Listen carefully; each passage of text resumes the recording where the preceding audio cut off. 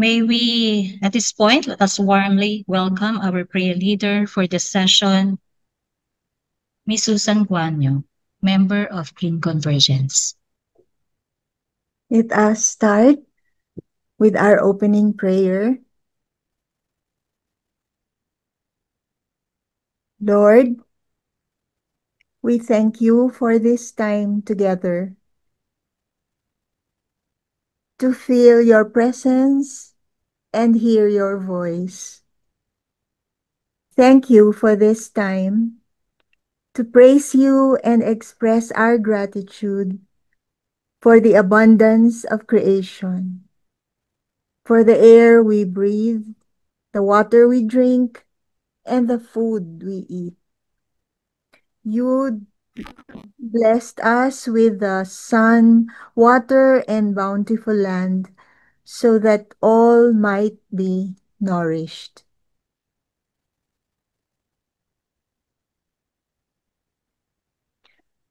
Open our minds and touch our hearts.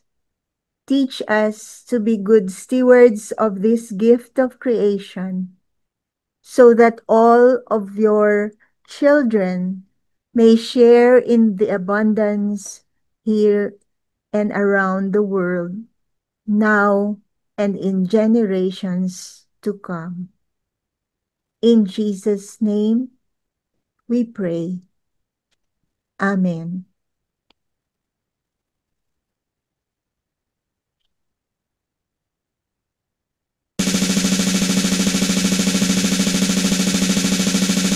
Bayang magiliw, dalas ng silanganan, alab ng puso, sa dibdib mo'y buhay.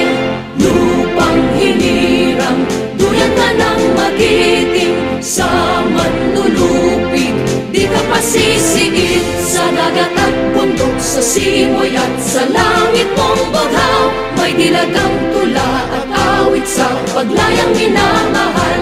Ang kislap ng watawat mo'y tagumpay na nagniningning. Ang bituin at araw niya kailan pa may di magdidilim. Lupa ng araw ng walhatit pagsinta, buhay langit sa piling mo. Aming ligaya na pag may mga api, ang mamatay ng dahil sa'yo.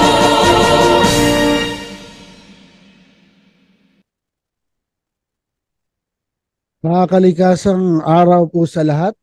Welcome po sa ating Kamayan para sa Kalikasan Forum, brought to you by Green Convergence. Allow me to introduce myself. First, I am David De Angelo. I am the National Chairperson of Bayanihan para sa Kalikasan Movement, or BKM. And I am also glad to be your host and moderator once again for today's Kamayan 421st session. Napakatagal na lang Kamayan, no? At may bago pang logo. Today's discussion is very exciting and interesting because the theme will be rediscovering indigenous food. Tamang-tama rin dahil July is Nutrition Month. So for sure, marami nagtatanong what exactly for indigenous food? Ano bang meron dito? No? We talk about that this very afternoon. Pag-uusapan natin yan kasama ang mga programa and projects that are in place to preserve our indigenous food as well as necessary information on what we call heirloom rice. But before we proceed, please allow me to introduce my co-moderator or co-host for today. Joining me today is the Media and Communications Officer, Miss Marian Luisa Palo. Makalikasang araw, Marian. Thank you very much, Sir David, for the introduction. It is an honor to be co-hosting today's session with a dedicated environmental advocate such as Sir David. And yes, makakalikasang araw sa ating lahat. I'm excited to be here as your co-host and moderator once again for the 421st session with the theme Rediscovering Indigenous Food. And tama si Sir David, I have to admit na patanong ako kung ano ba exactly ang status ng ating indigenous food. And that's why today's session is very exciting for me. And I'm sure everyone here in the forum feels the same, no? And we've invited eminent resource speakers and experts to further discuss these. So we invite all of you to participate in the discussions, Share this live stream on your timeline, tag your friends, and invite them to join the conversation. All right, Sir David, I think we can officially start. So simulan na natin ang medyo nakakagutom at exciting at hopefully eye-opening na discussion for today. And thank you for that introduction as well, Marian. To officially open today's Kamayan Forum, let us first hear the opening remarks of the woman leader behind the many projects and programs of Green Convergence. It is my honor to introduce her. Please warmly welcome the President of Green Convergence, one of my mentors in the environmental sector, none other than Miss Victoria or Miss Vicky Segovia. Pakalikasang araw, Madam Vicky. Thank you, Senator David. Kalikasang hapon sa ating lahat. Before I start, I would like to greet one of our board members, Milestone, happy birthday. Juliet, Engineer Juliet Banlapas, if you're around, happy birthday. Yesterday, she celebrated her birthday, milestone birthday. I would like also to acknowledge the presence here of my two good friends from Mindanao, Bay Norhata Alonto and Dr. Saalika from Far Iligan. Thank you very much for being here. Please know that next year we will have the Philippine Environment Summit in Mindanao, and I hope that you can help us. Now I'll go to my remarks. What did you eat for lunch today? Do you have an answer? What did you eat for lunch today? Impact on the world's carrying capacity. Yes, indeed. Food is one of the most fundamental issues affecting human health and the health of the environment. That is why a renowned gastronome by the name of Jean Anselm Savarin in 1825 said, "Tell me what you eat, and I will tell you who you are." Where does your food come from? How is it produced and transported to consumers? How healthy is the food that you are eating?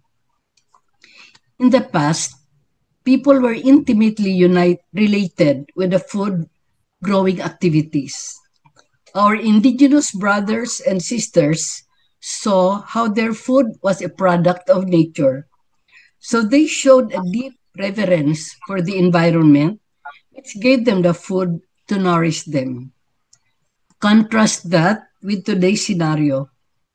People get frozen food from the supermarket. Ask a youngster today where his or her food comes from, and the response might be from Jollibee, from the refrigerator, or from Grab delivery.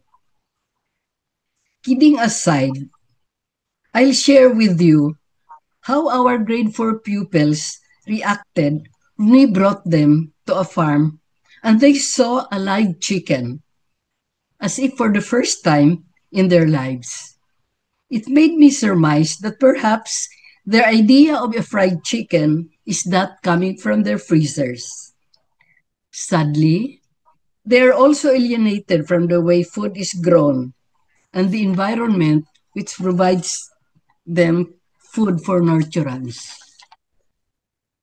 Yes, our locally adapted systems have been dismantled in favor of a centralized model that requires large-scale monocultures, massive use of chemical inputs, fewer farmers because their jobs are taken over by heavy machineries, and more transport costs with economic and environmental implications. The globalization of the food economy makes food just another commodity to be traded rather than a vehicle for cultural expression and nourishment for the hungry. So we are happy to discuss today on the session themed Rediscovering Indigenous Food so that we can revisit and appreciate our indigenous food and heirloom rice species.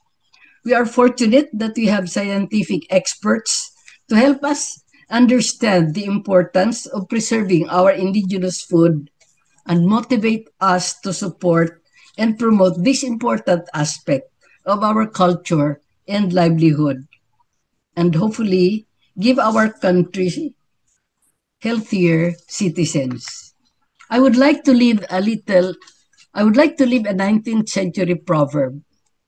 Only when the last tree has died, and the last river has been poisoned, and the last fish has been caught, we will realize that we cannot eat money. Okay, enjoy the session, everyone. Napaka-powerful. Thank you very much, Miss Vicky. Yun talaga yung palagi nating sinasabi, no? Kailan kaya natin to marirealize. Very insightful opening remarks and for setting the tone for today's forum on indigenous food. So, yun. So, hopefully, marami tayong matutunan and madiscover natin na marami palang pwedeng kainin na indigenous food, lalo na yung heirloom rice. Yes, all right. Thank you, Miss Vicky, and thank you, Sir David. I believe we are now ready to get into the program. So, as mentioned, discussions will be all about our indigenous food, also our heirloom rice.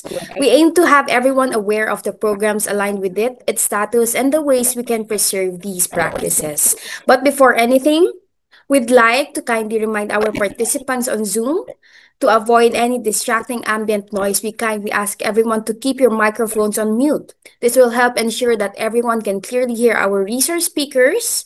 But of course, we still want to know your thoughts and reactions. Now, please feel free to use the chat box to share your comments or messages with regard to today's discussions.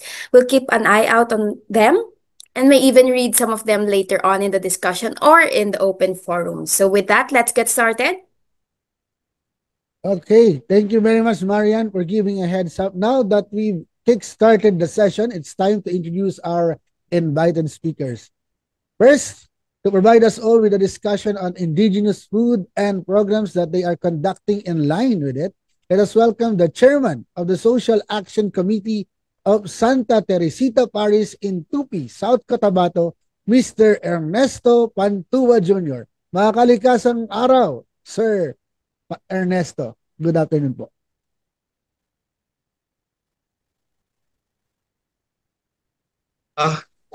Hello. Yes po, good afternoon Naririnig po. niyo ako? Loud and clear po. Very good po. Wow, talagang nahanga ako sa inyong topic tungkol sa rediscovering indigenous food. Kasi, akala ko, ang diocese lang namin ang may programang ganito. Kaya talagang na-inspire ako sa mga ginagawa niyo dahil magandang magandang topic ito para sa ating lahat. Salamat po.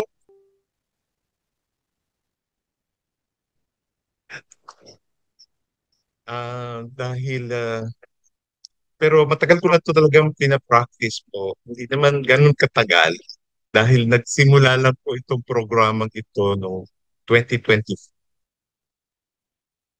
January of 2024. At malaki po ang naging epekto nito sa aking sa aking kalusugan, buhayan, at talagay ko naman kahit papano may epekto rin ito sa kalikasan at papalibot sa aming buhay. Yes po, I think napakahalaga talaga no, na Sir Ernesto. Ano po ba yung mga projects na ginagawa po ninyo ngayon dyan sa inyong parish related po dito sa ating indigenous food so that we could learn from it at baka pwede rin namin ma-replicate yan dito sa mga lugar po namin. Sure. So, sisimulan ko na po yung aking talk. Sige po, go ahead po. Okay. Ito pong rediscovery of indigenous food para sa kalusugan, kabuhayan at kalikasan ay sinimulan po ng aming diocese noong first sa January of 2024. Yes. Ito pong programa na ito ay dahil sa nakitang mga core problem ng mga Varcartier ng aming diocese. Doon po sa apat na mga vicariate, unat sa lahat, yung Coronadal Valley area, ang core problem po niya ay yung conventional farming. Sa Gama area, yung GLAN, ay unemployment. Sa Makimami, insufficient income. At ang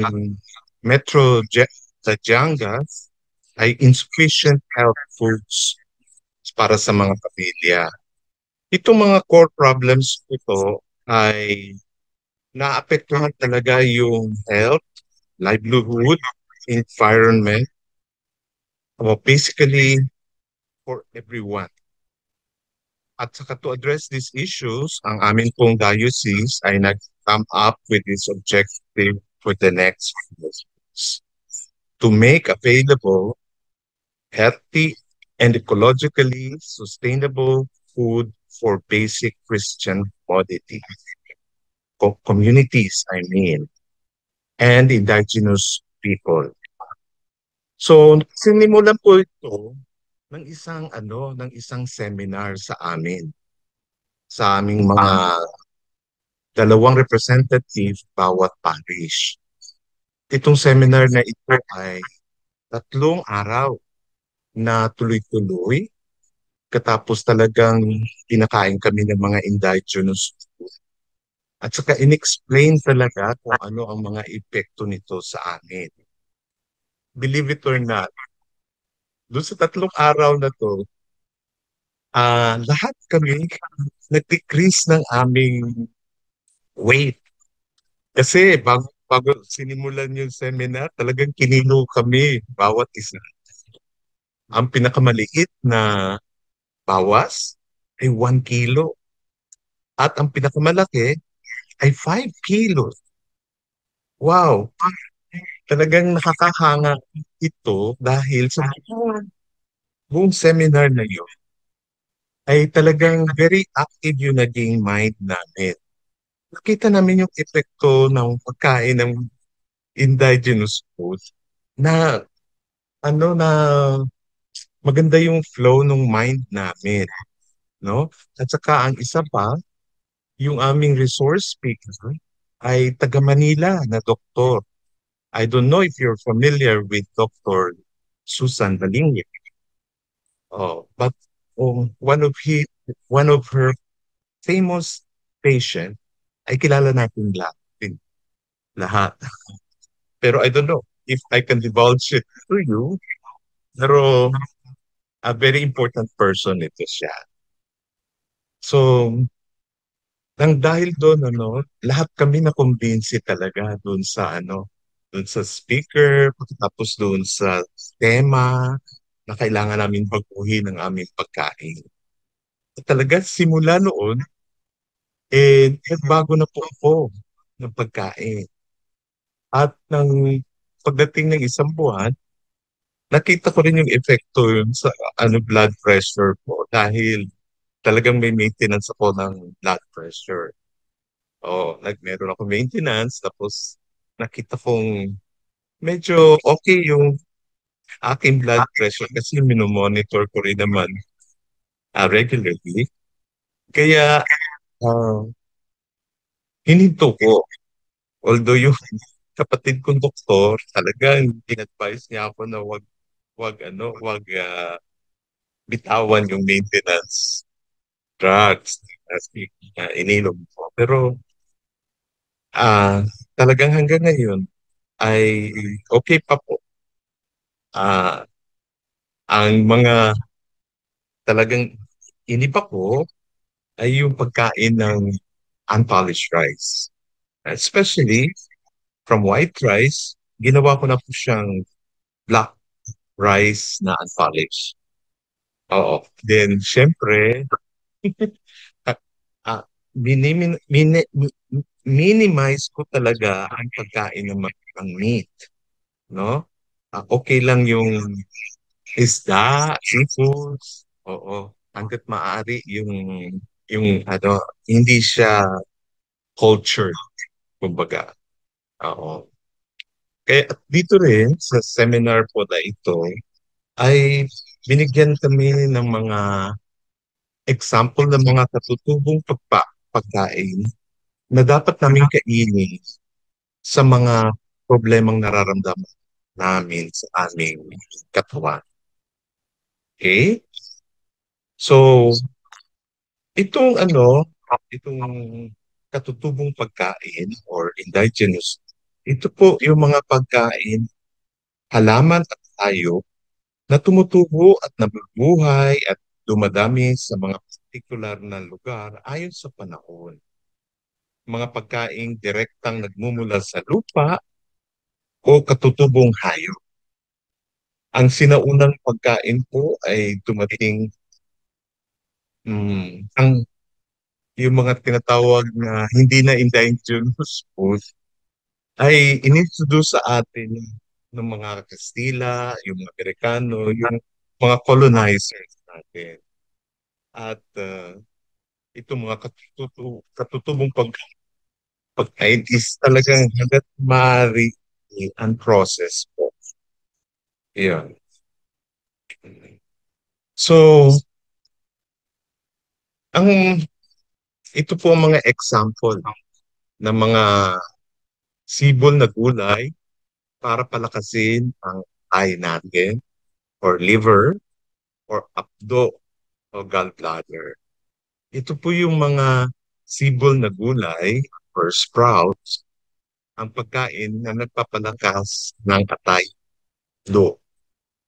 Halimbawa, mga kapote, usbong o talbos ng dahong gulay, toge, labong, hubot ng niyog, petsa, mustasa, at marami pang iba.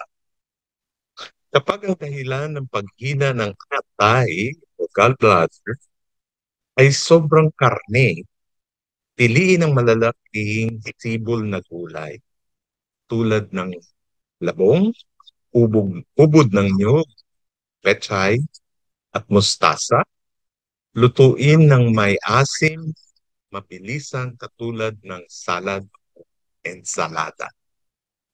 Kapag ang dahilan naman ay sobrang asukal, piliin ang maliliit na sibol na gulay.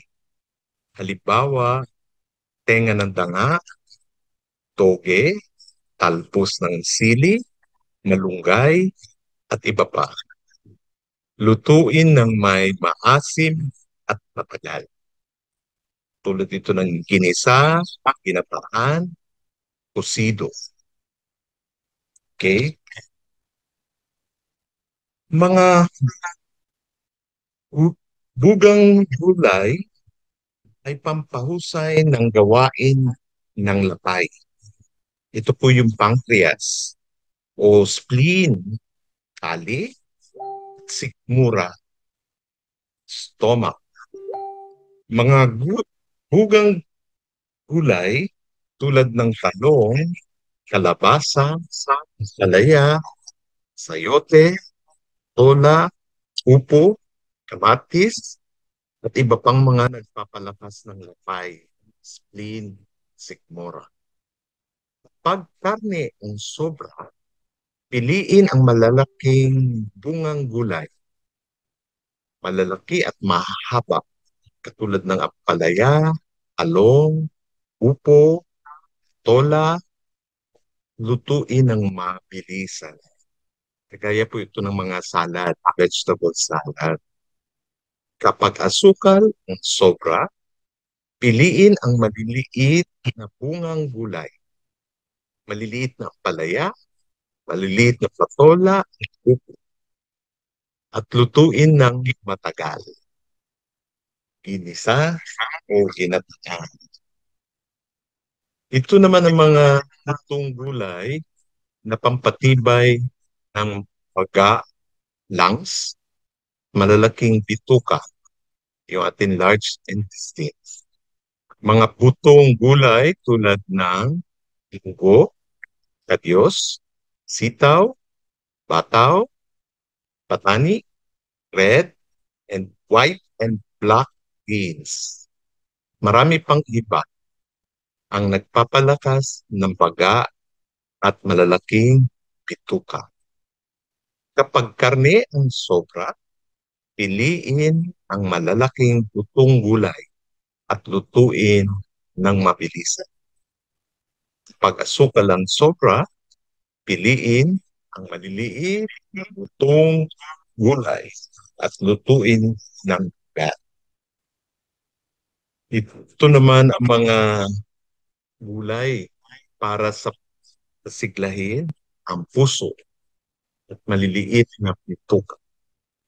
Mga dahong gulay tulad ng malunggay, lugbati, saluyot, dahon ng kamote, sitaw, kamoteng kahoy, gabi, marami pang ibang nagpapalakas ng puso, maliliit na bituka. Kapag karne ang sobra, piliin ang malalaking dahon, gulay, at lutuin ng medyo ilaw. Salad ulit yun. Kapag asukal naman ang sobra, piliin ang maliliit na dahong gulay at lutuin ng matagal. Ginisa, ginitaang, sinigang. Okay? Mga ugat na gulay. Ito naman ang pampalakas ng bato o kidneys at pampasigla ng gawain ng sistema ng reproduksyon o reproductive system. Mga gulay na tulad ng mga kamote, kamoteng kahoy, gabi, bawang, sibuyas, ubi, marami pang iba na nagpapalakas ng bato at reproductive tract. Kapag karne ang sobra, piliin ang malalaking ugat na gulay. Mabilis ang luto.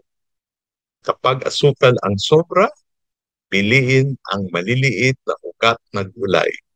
Matagal luto. Okay? So, yun lang po ang maliit kong pwedeng ma-share sa inyo tungkol sa mga indigenous food. Pero nandito pa rin pa ako magsusubaybay ng inyong mga questions. Oo. Yun lang po. Okay po. Thank you very much, Mr. Ernesto, for sharing your initiatives and everything about indigenous food. I think this goes to show po that collaboration and community involving activities goes a long way in influencing people, no, to change lifestyles. Imagine nag-start siya sa isang 3-day seminar and then nakitang beneficial talaga ang indigenous food sa health, not just physically but also mentally. And talagang Sir Ernesto provided lots of indigenous food alternatives, no? Pati na rin how to prepare and eat them. Nako, new learnings for this afternoon talaga. Sobrang angkop ngayong Nutrition Month. Maybe we could all really start shifting our eating habits by choosing this. So, all right. Thank you very much again, Sir Ernesto.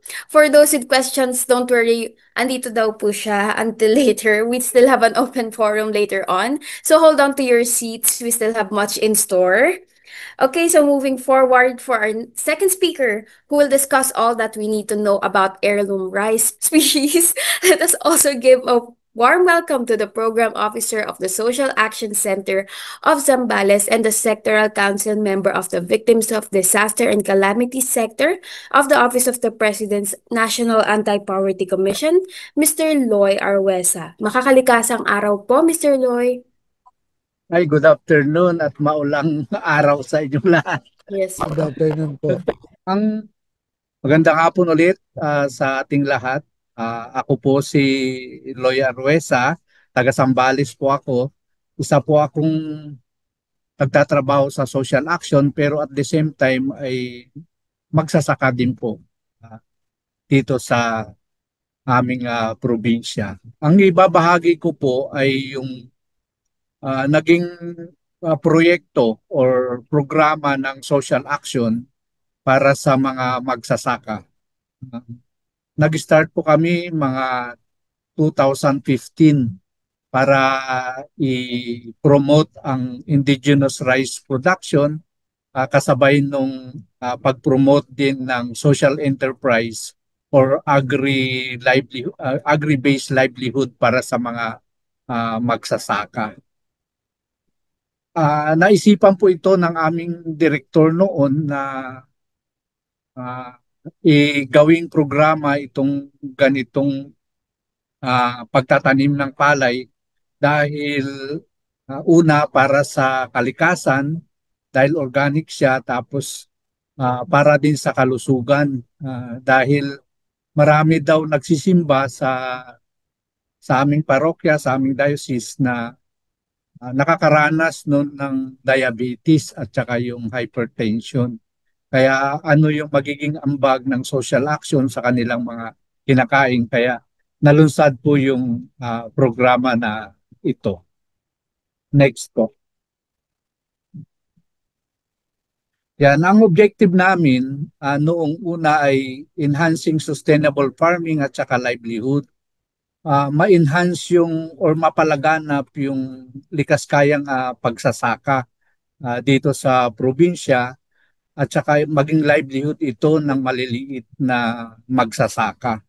Dahil sa panahong yun ay nakikita na sobrang mahal yung mga input sa agrikultura, kaya naghahanap ng alternative or bumabalik doon sa mga dati ng ginagawa ng mga ninuno namin. Tapos ang isa pang layunin ay makapag-contribute ito sa family food security at saka income.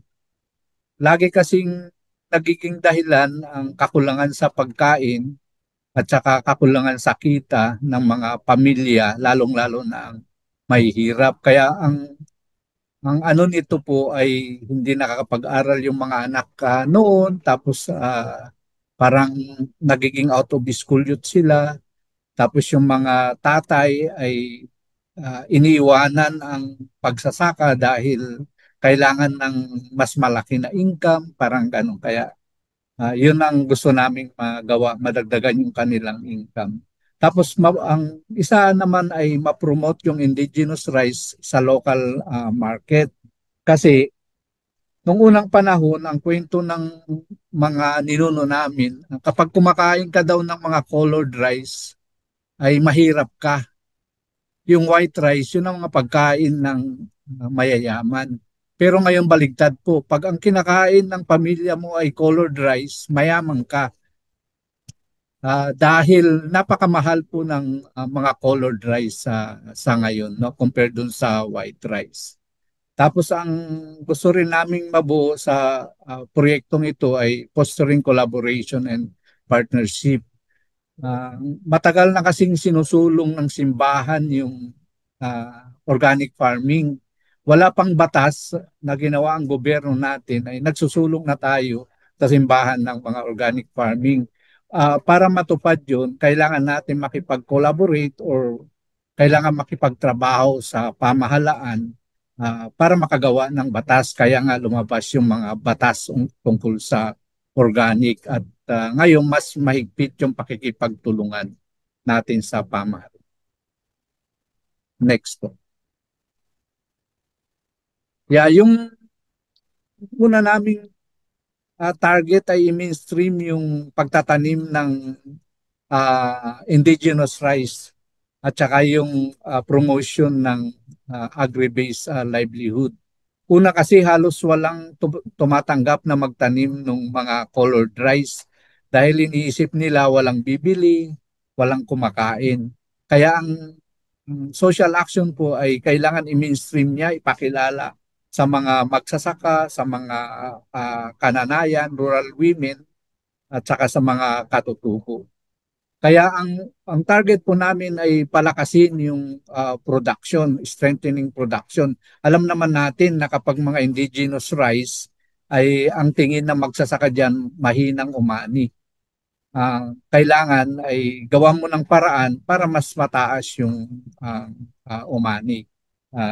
Kaya ang isang target po ay palakasin yung production, no? Tapos suportahan din yung mga family lead producer at saka businesses.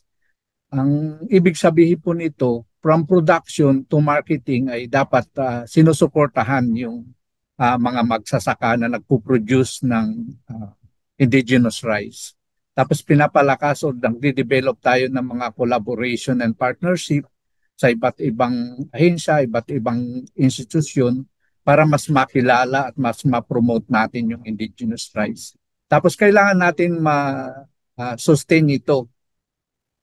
Ang gawain ito hindi dapat mamatay, no? Pero paano natin siya isusustain na hanggang ngayon naman ay ginagawa pa rin ng mga grupong natulungan ng Social Action Center of Zambales. Next po. Yan, yung farm production and profitability, una, hinikayat po namin na i-prioritize na gamitin yung mga traditional at improved seeds varieties ng heirloom rice. Marami po yan, nang kolekta po kami, nanghingi kami sa masipag, sa mga Caritas na okay po, naririnig pa? Hello po, naririnig pa po? Opo, naririnig po namin kayo. Sige po. May nagsasalak. Yun po, nangolekta po kami ng iba't ibang traditional improved seeds na heirloom mula sa masipag at saka sa ibang mga Caritas na napuntahan at nadalaw namin. At saka yung mga Caritas din na nagpunta dito sa Zambales. Parang nagkaroon ng seed exchange, no? Tapos pinalakas po namin yung seed saving system, yung pagtatabi ng binhi. Kasi ang mga magsasaka ay kinakain nila yung mga binhi nila. Tapos sa susunod na tanim ay maghihintay sa DA o kaya kailangan ng bumili. Pero yung ganitong uri ng binhi, hindi dapat po kainin lahat. Dapat ay magtatabi ng binhi para maging tuloy-tuloy yung proyekto o yung production ng heirloom rice, no? Tapos paano namin pinalakas? 2 times, halimbawa ang isang hektarya ay 50 kilos yung binhi niya, kailangan po ay magtabi siya ng 100 kilos.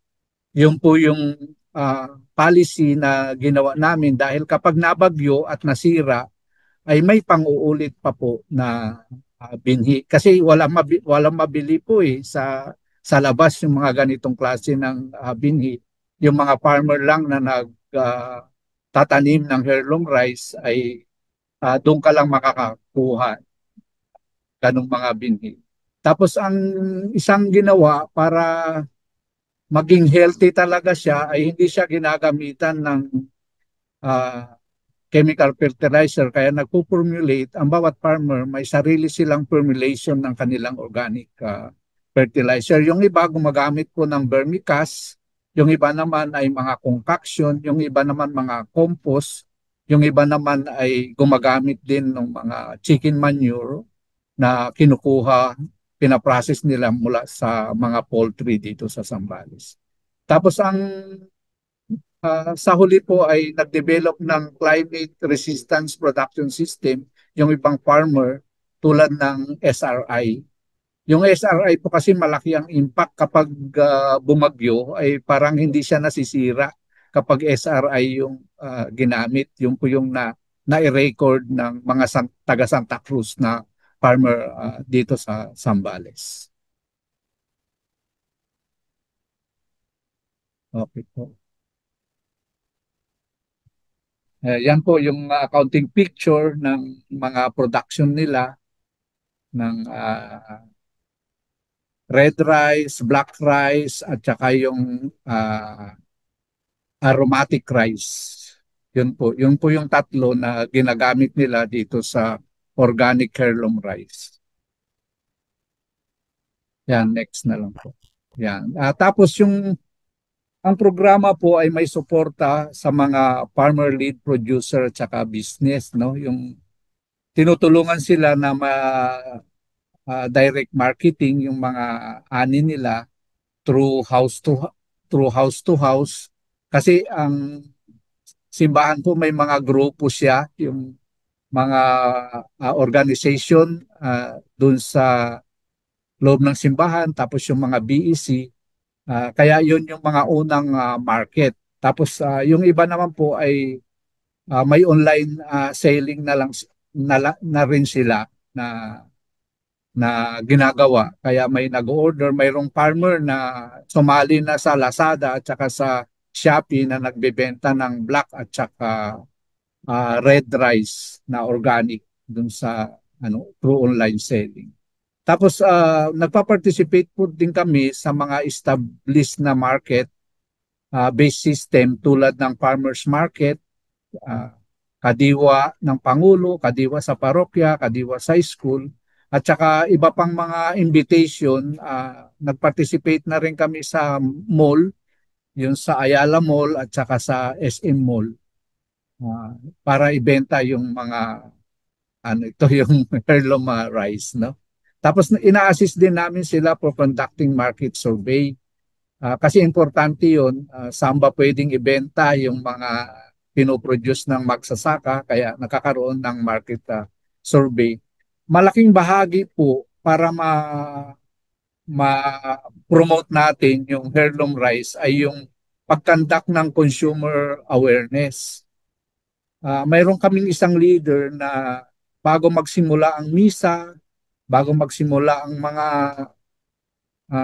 pagtitipon sa simbahan, ay nagbibigay siya ng consumer awareness tungkol dito sa heirloom rice. Malaki po ang nakakatulong yun dahil lumalakas yung kanilang market kapag nakakaroon ng mga ganitong awareness.